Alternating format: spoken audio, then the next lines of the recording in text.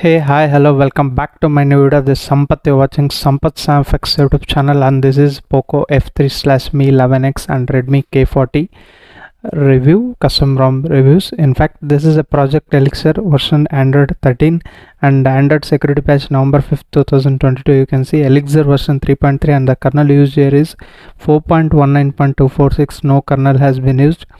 On Linux status is enforcing, and you can see the build date, it's a November 19 build. I'm a little bit late to the party, but still it's a very good ROM, hence I want to make review of this particular ROM.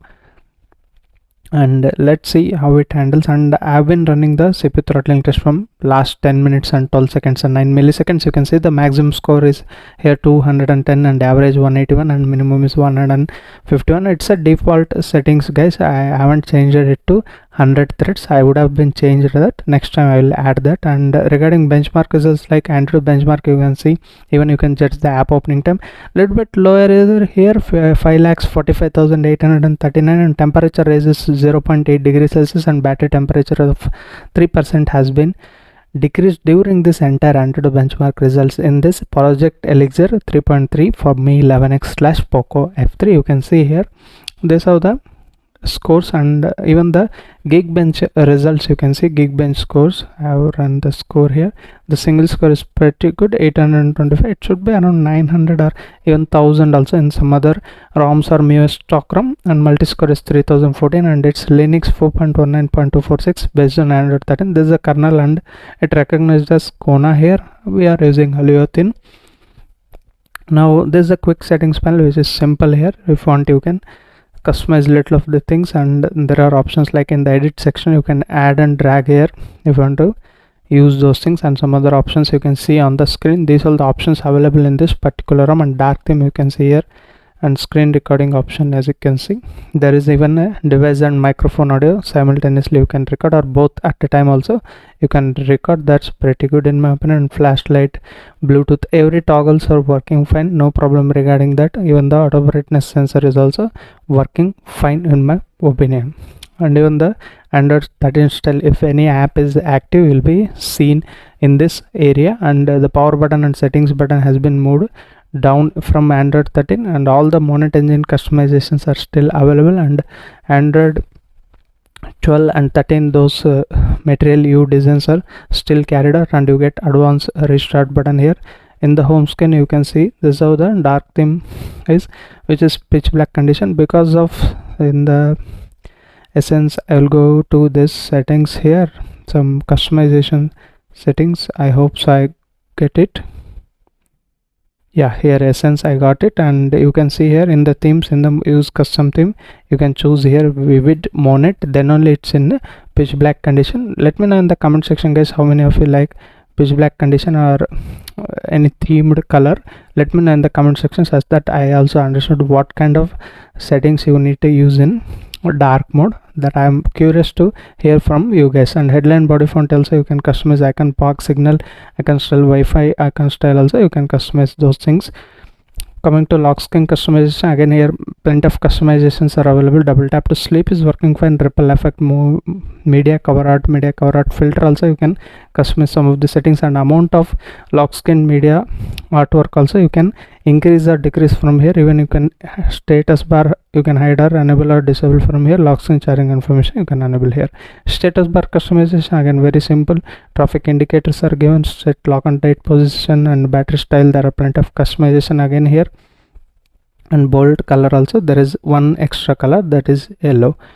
Again quick settings customization, again similar to status bar customization. And gesture settings you get one-handed mode, which is working fine. Very smooth transitions here in this particular ROM. I haven't faced any touch related problems or transition or animation related problems in this Project Elixir 3.3 ROM. And touchscreen gestures are also pre-installed there. Haptic feedback strength also you can enable or disable from here. And miscellaneous settings, obviously you need to enable the advanced restart button. Here it is given, and flags, those you need to enable. And unlock high FPS games from here. Then if you want to play a BGMI or PUBG Mobile like that. Currently I used to play this new state, which is handling fine. If you want to see the gameplay for particular game, let me know in the comment section, guys. Again Mi 11X, those who are using the Poco F3 or Redmi K40, you can comment down such that I will include the certain gameplay whatever you ask it, and that's how it is. And this is the home screen. You get all the pixel type wallpapers here, and unlimited Google Photos storage is also available in this particular ROM. And you can see the basic colors, there are plenty of options here. Wallpaper colors, the combination of colors are also implemented in this Android 13. This is the Android 13 features. Visually you don't see such a huge difference, just the quick settings panel, the power button and settings button moved downwards, and the app active status you can see here. Other than that, you won't see any much of a visual difference compared to Android 12 to Android 13. That's how it is. And Dolby Atmos working fine, no problem regarding that. If you want to increase the enhancer, there are a few more options in the settings. I will be explaining that. Before that, let's check this safety net status, guys. As you can see, it's taking, yeah, it get passed. You can use all the payment applications like Google Pay, Phone Pay, whatever you want to use, you can use them. Those are working fine. Even the WhatsApp, all the basic apps, and overall performance of this UI is also very good. As you can see, I will show you one more thing. As you can see, recent apps you can select and take a screenshot from here. RAM management is also quite interesting here. My variant is 6GB 128GB variant. If you have 8GB 128 or 8GB 256, then it could be a little bit better. That's how it is. On all the Google apps are pre-installed. I even tested with Google Maps. The location settings are working fine. Let me show you the dialer. It's also working fine. I have contacts here, hence I have tried calling a lot more from this dialer also. It's working fine, no problem regarding that. And I have 100 Mbps Jio Gigafiber connection. You can see it's pulling up to 90 to 95 Mbps. Even with mobile data connection, I just removed SIM because I continuously reviews these ROMs on certain smartphone, hence I removed it. But overall performance is very good in terms of network capability. The carrier aggregation support is also very good. Still we don't have here 5G support. Once it's available, I can tell about that also. And Google Photos unlimited storage I already told.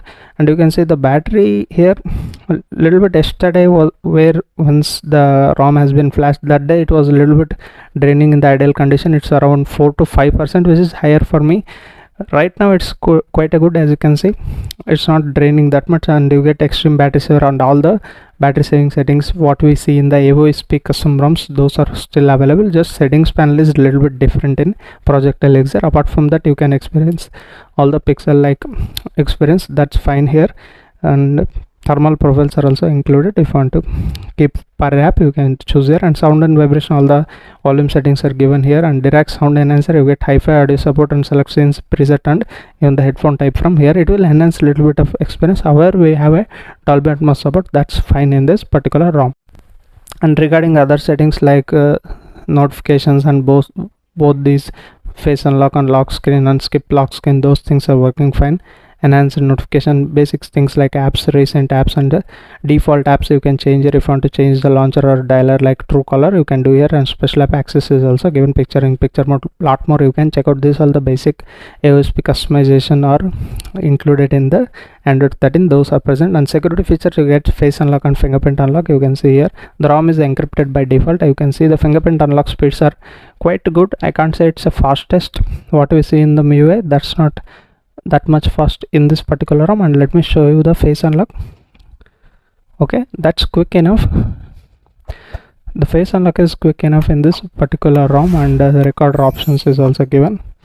And gesture settings, I like to one more thing in this particular ROM is, let me show you here, system into, and you also get the updater options. Once the update comes, you can manually update, but I recommend to flash through recovery only. And gestures, you can see one hand mode, I already explained. The swipe to 3 finger screenshot is also working fine. Playback control double tap is also working fine.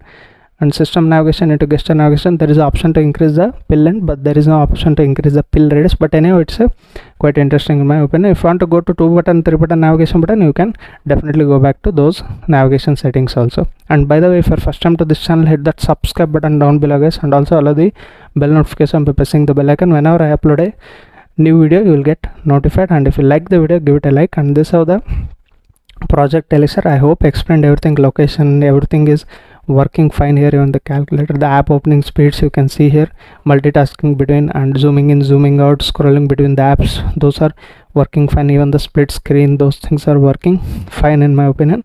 As you can see, split top, split down, those things are working fine. This is how the Project Elixir 3.3 on Poco F3/Mi 11X/ Redmi K40. All the 3 devices you can use. Flashing method is also very simple. Just choose the latest firmware of any of the your location and then flash the ROM and format data and reboot to recovery, or do both the steps. That's how it is. Don't wipe the Dalvik cache like that. And a little bit difficult to flash in the Mi Linux because we don't have any SD card support here. You need to use the OTG in order to flash the ROM. That's a little bit difficult. Other than that, everything is working fine. That's how it is. The gameplay is also fine. Definitely you can use it as a daily driver. This is a very good ROM, and flashing method is also very simple.